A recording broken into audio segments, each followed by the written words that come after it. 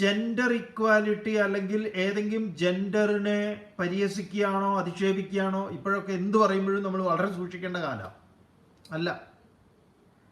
ഇവിടെ പറയാൻ ഉദ്ദേശിക്കുന്നത് നീ എവിടെ നിൽക്കും, നീ ഏത് ഗണത്തിലാണ്, ഇത് രണ്ടും കെട്ട അവസ്ഥ, അത്രയേ ഉള്ളൂ. ഈ ക്ലൈബാവസ്ഥയെ, ക്ലൈബ്യത്തെ നിനക്ക് എവിടുന്ന് പിടികൂടി? ക്ലൈബ്യം മാസ്മകം, അതിനെ നീ സ്വീകരിക്കരുത്.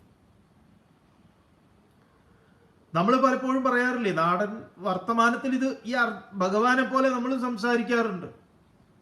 എടാ ഈ മീശയും വെച്ചുകൊണ്ട് ഒരു സിനിമയിൽ നമ്മുടെ ഇന്നസെന്റ് പറവൂർ ഭരതനോട് പറയുന്ന ഒരു വർത്തമാനമുണ്ട്. പറവൂർ ഭരതൻ ശിങ്കിടിയ, വലിയ കപട മീശ, ഭയങ്കര ജാതി മീശ. അപ്പൊ മൂപ്പരുടെ കണ്ണീര് കൊണ്ട് വളർന്നതാണ് മീശ. എടാ ഇങ്ങനെ കരയല്ലേ എന്ന് പറയുന്ന ഒരു സീനുണ്ട് അതിൽ.